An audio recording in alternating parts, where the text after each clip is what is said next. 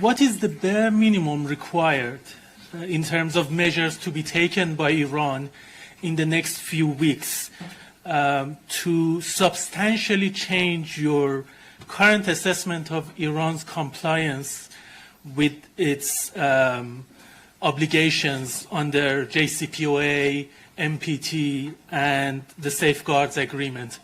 Because you have you have given us your current assessment, and you are going to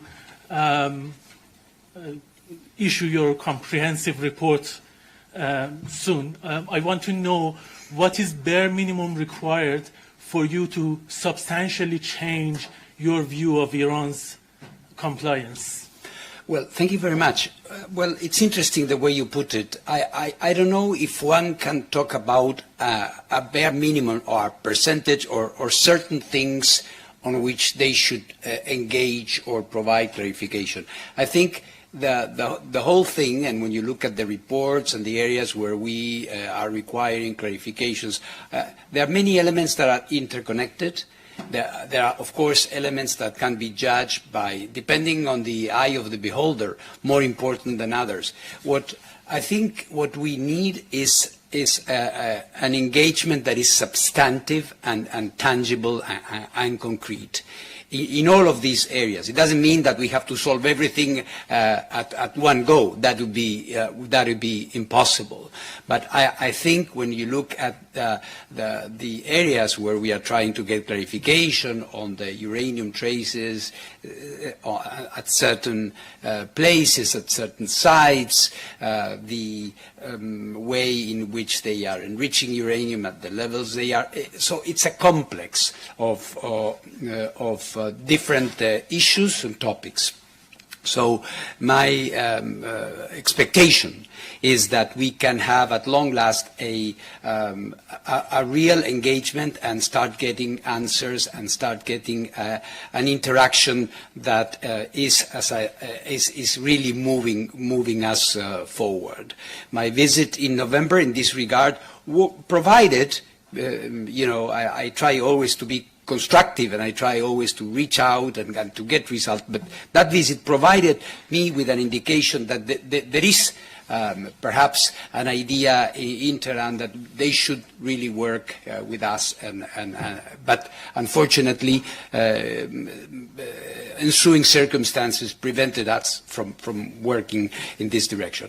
So I would say what we need is real answers. What we need is an engagement that is moving forward. We need to stop talking about process and start getting some answers as soon as possible. Thank you. Vasil Korotkий, Ukrainian news agency, Ukraine Foreign. Mr. Grossi, Ukraine considers the recent rotation of the IAEA experts at the Zaporizhzhia nuclear power plant through Russian-occupied territory as a violation of its sovereignty and territorial integrity. Ukraine was neither informed about the date nor the route of the latest rotation and had to learn about it from media report. Moreover, Ukrainian authorities were not provided with the names of the experts currently stationed at their own nuclear facility. Could you comment on this situation? Yes, of course. And does the agency not see a risk that such actions contribute to legitimizing Russia's occupation of the power plant? Well, that last comment of yours reminds me of things that we were discussing back in 2022, when some considered that the engagement by the agency on this issue could constitute a legitimation of military actions or the occupation of territory, etc. And I think that we have proven together, Ukraine and the agency, we have proven that that was, of course, not the case. On the contrary, I think the presence of the continued presence of the agency's experts, not only in Zaporizhzhia, I remind you, but at the request of President Zelensky, in all facilities in Ukraine, and cooperation on a number of areas has proven to be invaluable, really, for nuclear safety, security, and hopefully reconstruction, since, as you know, we are already working on some areas with the Ministry of Energy regarding the future of the nuclear power program. in country. What happened now is an extraordinary circumstance driven by the conduct a rotation in a secure manner. I think reading more into that is not a good idea. Because the only thing that has led us to this extraordinary exception to do the rotation in this way is that I am responsible for the security of my staff. I am responsible for their security. I'm responsible for their lives, and I cannot put them in harm's way.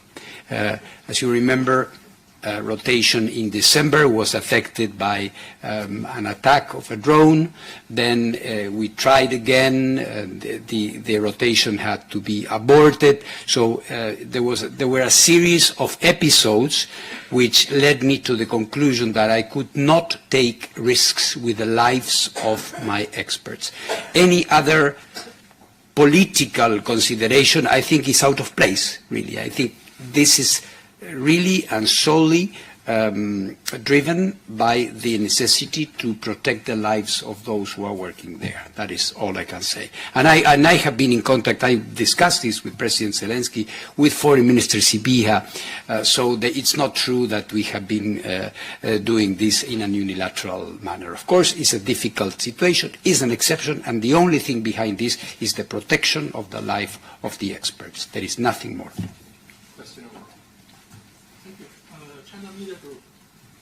Yeah. China Media Group. Yes. China is rapidly expanding its nuclear energy capacity. Yes. With plans to build dozens of new reactors. Yes. So how does the IAEA view China's role in the shaping the future of the global nuclear energy? Well, absolutely essential. Essential for China, and in general terms, very, very important. In terms of what is happening in China, we are working very closely with the Chinese nuclear regulator, with the Commission of Atomic Energy of China, with the companies CNNC and CNG, the government, of course, of China, with all of them. We see that they are developing also very innovative designs, which is very important, and we are looking into this. China is also moving in the area of small modular reactors and micro-reactors. So it's a whole gamut of technological development. For us, it is obvious that we are looking into a phase of a very deep and very active cooperation with China. I hope to be in China soon and continue this joint work positively. Hi, DG Grossi. Jonathan Hello. Tyrone, Hello, Bloomberg. Jonathan. Hi. Hello.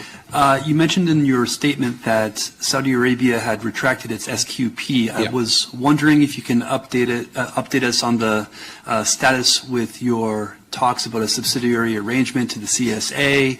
How long will that take?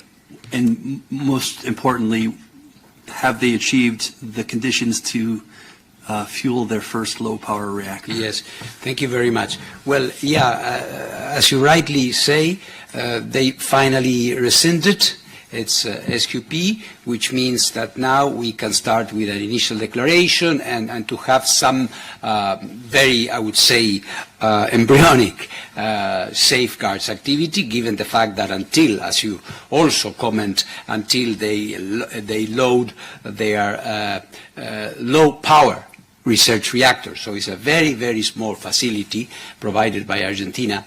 Until they do that, we will not have real inspection activity there. We are preparing for that. I am satisfied with the engagement from Riyadh on all these issues. And we are, of course, as you know, discussing about future plans that they have, which are continuing. I am aware that they are continuing their conversation with vendors, potential vendors, which is in the public domain, and we are trying to get them up to speed.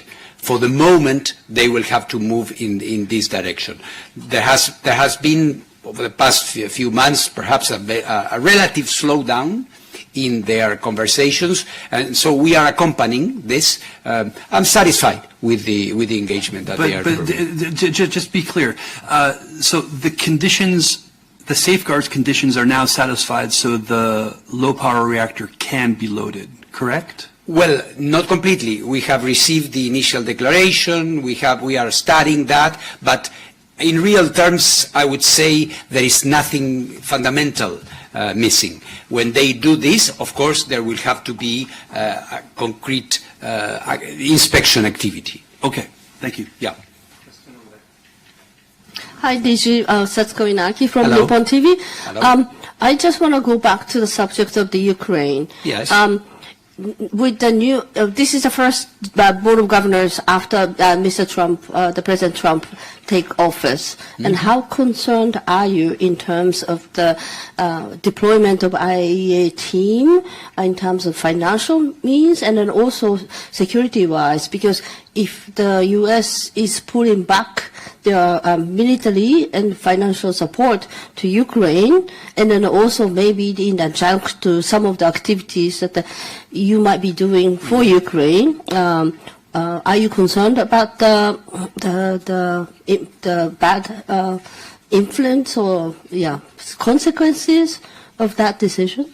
Well, here I think you are combining two issues, two very important issues, which may or may not be interrelated. One thing is the review that the United States government is conducting about their involvement, support and financing of international organizations writ large. That is one thing. And the other thing is what may or may not happen with regards to Ukraine.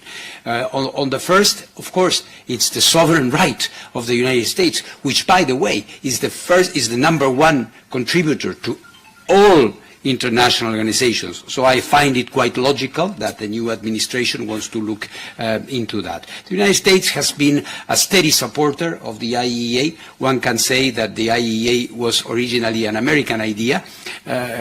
Today it belongs to all of us, but Atoms for Peace is an American idea, and the agency was a little bit the spin-off of that diplomacy in the 1950s. And they have been very strong traditionally and historically in supporting us. Of course, they will conduct their review, but I'm pretty confident that their strong support for the IAEA, perhaps, who knows, even stronger, because a reassessment may lead them to believe that we are worthy of every support they can give to an international organization. So I'm not very concerned about that. Of course, we will be waiting for news about it. With regards to our activities in Ukraine, I think it's very important to continue to count on the support of the United States and other countries, because, as I was mentioning to our Ukrainian colleague just now, we are engaged in a vast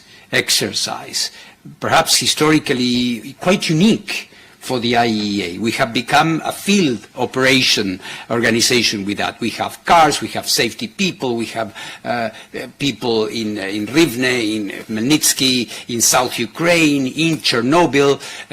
So it's a very big operation which is until now supported through extra budgetary contributions. So it's not necessarily part of the regular budget. So we are going to need and continue to need that support, which has been coming from Japan, from the European Union, from the United States, from many countries. So I hope to be able to continue to count on that support. I think it's very important, as we have just passed the 3 years of the commencement, the start of this conflict, and we have seen the fact that the presence of the agency there, the establishment early on of 7 indispensable pillars, of 5 concrete principles at the Security Council, has been putting the limelight on this every time something happens, the IAEA is immediately there,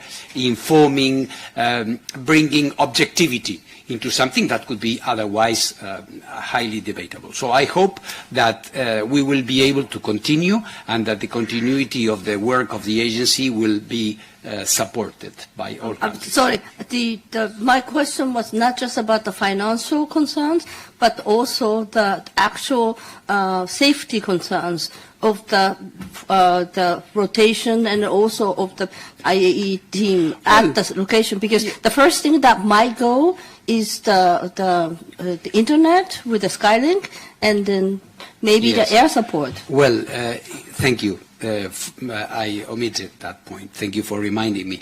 A good example of our approach is what happened just now. I will never compromise the security of my people. If I don't have all the elements to be, reassured that they are going to be there safely conducting their work, they are going to be arriving there, living there, and giving the information. You are talking about Starlink, and for us having this immediate capacity to be in touch with them. For example, when we had this episode in Chernobyl, our team was informing us immediately of what was going on. So we could provide with some reassurance as to, for example, the presence or absence of any external radiation leakage or whatever. So there you go. Hi, DG. François Murphy from Reuters. Hi. Hello. Just a couple of things on Ukraine and Iran. On Ukraine, could you just spell out for us what route your staff took into Zaporizhzhia exactly? And on Iran, there are a few things in your statement to the board where you say that high-level engagement is indispensable, and you also say that you're looking forward to meeting President Pezeshkian soon. Does that mean you have plans to go to Iran? Is there something in the pipeline? And how do you envision this track of diplomacy happening in relation to the other kind of diplomacy that you've also called for, an engagement between the United States and Iran, or something in a broader format? How do you see this all fitting together? Well, many moving parts, isn't it? First, the rotation took place exceptionally through Russian territory. There's no more information that I can provide on that for security reasons. Secondly, on Iran, I would say I'm in constant contact with Foreign Minister Arakci since I last visited. We are comparing notes, which is of course natural, is part of the dialogue we have, and the idea of a subsequent visit has been broached in our conversations. But all of this, and you were right in pointing to this, all of this is in a certain sense influenced by the substantive consideration from the new American administration. I have been in touch with them, and I know what I can tell you, what I can share with you, is that there is a consideration at the highest levels of the way in which they are going to be looking at this, the way and who is going to be looking at this. And there are certain names that you can suppose under consideration to be doing this. I have been in touch with them informally, and of course there is an idea to be conducting a conversation in a more, I would say, systematic way soon. So my comments on the need for this engagement of this diplomacy are of course what I believe. It is very clear that without this kind of engagement, be it formal, informal, front channel, back channel, lateral channel, I don't know, is indispensable. There has to be a clear idea of the approach. An important statement by President Trump was when he said that he wants to have some form of a deal, some form of an agreement. And this is already an indication. Of course, they want to have our views, as it has been mentioned even today by our colleague here. We are working on a comprehensive report. Eyes are on it. I am conscious of that. So we need to engage as soon as possible because time is passing. You have seen my reports on the activities in Iran. The amount of enriched uranium at 60% is growing very, very fast. All of the activities are being carried out. All the strengthening of their capacities is underway, and we are seeing that at different facilities. So all of this makes it for a need to start moving. We are ready. Everybody knows it. Yes, thank you very much. This is Sharq News Television, based in Dubai. Hello. Going back to Iran again. Yes. Your Excellency said today in your speech that, Iran has not been cooperating for the last 2 or more years. Iran has increased the number of kilos of uranium, or doubled actually, almost doubled. And this state has been, for the last 2-3 years, Iran is not cooperating. I remember Iraq when in the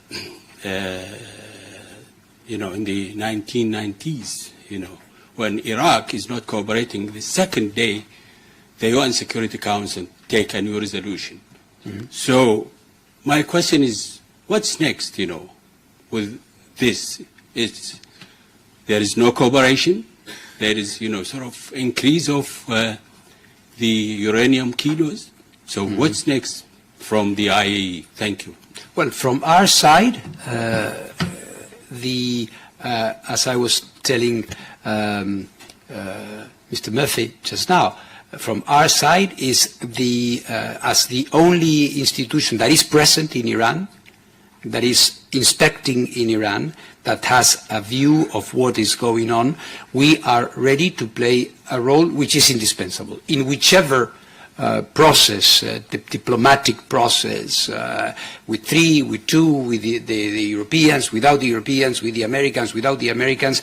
Nothing can be done if the IAEA is not ready to verify, is not ready to conduct its technical work. So we are ready. We have been at all times offering technical viable ways to ascertain, to confirm that the Iranian nuclear program is in peaceful purposes.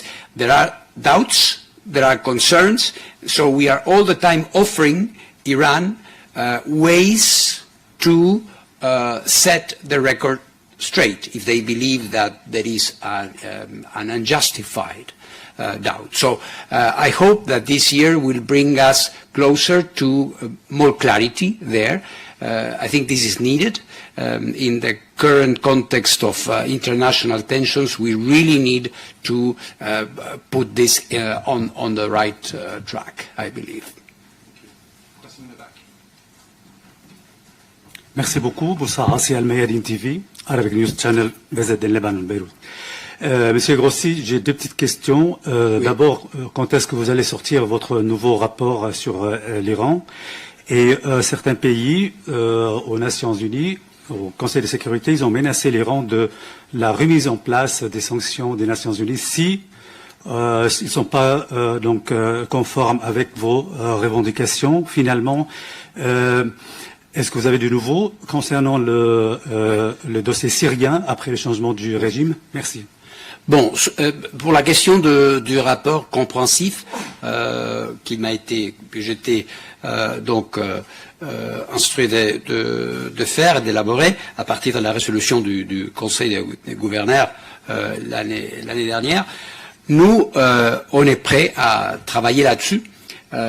C'est clair que c'est un rapport complexe où on va intégrer toutes les informations dont on a besoin et nos évaluations.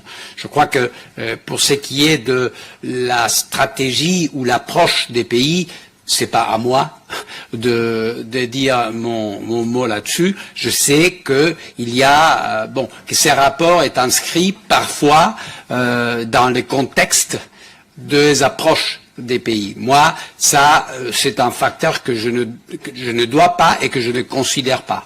je crois que mon devoir, c'est de présenter un rapport solide, un rapport qui présente la situation telle qu'elle est. Donc, c'est ça mon effort, et je pense que ça tardera pas beaucoup, parce que on a le temps, mais pas trop de temps.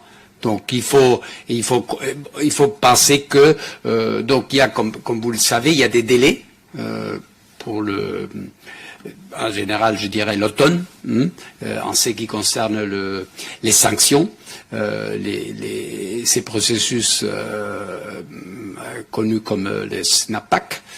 Donc on a un peu de temps, mais pas beaucoup. Donc il faut qu'on agisse. Pour la Syrie, je me suis référé à cela aussi lors de mon discours au Conseil tout à l'heure.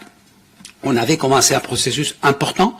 Parce que, comme vous vous rappelez peut-être, après la destruction du réacteur d'Aïr al-Zour, il est resté des installations que l'agence n'avait pas pu visiter à l'époque et qui étaient organiquement liées à cette activité-là.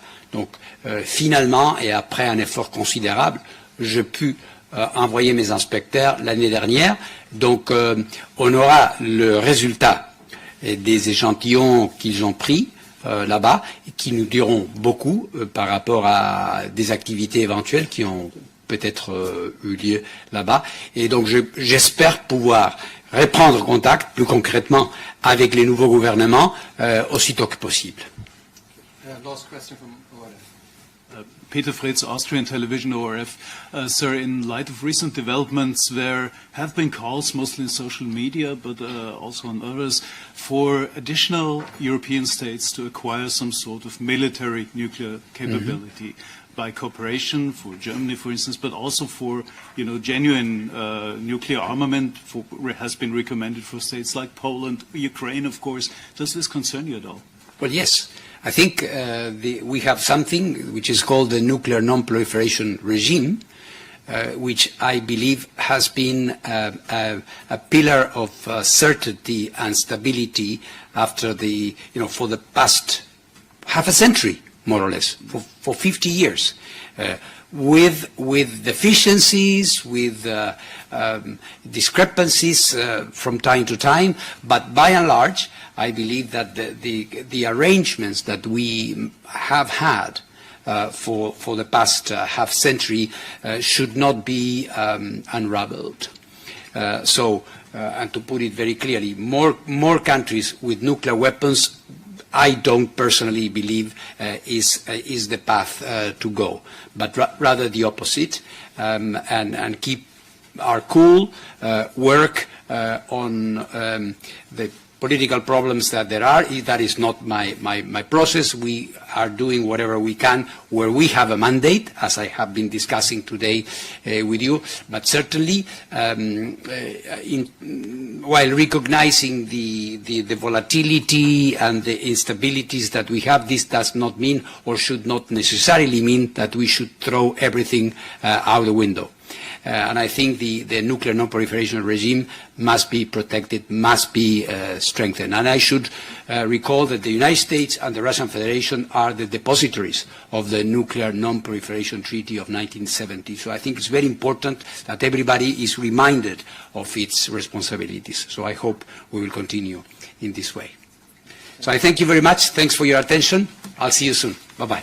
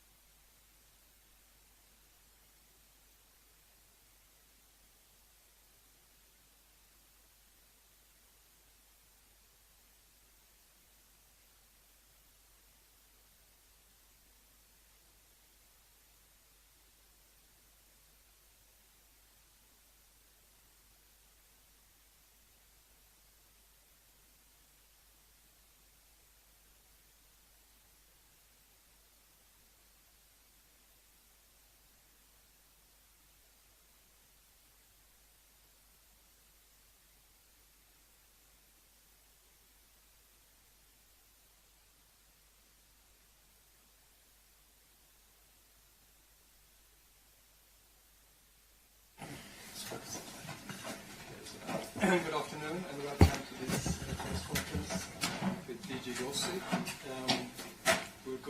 We have about half an hour. We'll go straight to questions. Please identify yourself and media when you ask a question. Yes. Hello, Mr. Grossi. Hello. Behrang Tajdin from BBC Persian Service.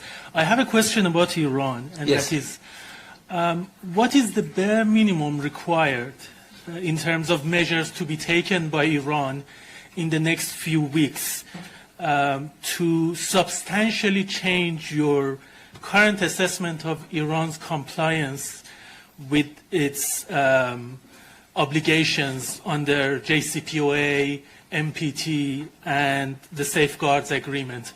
Because you have you have given us your current assessment, and you are going to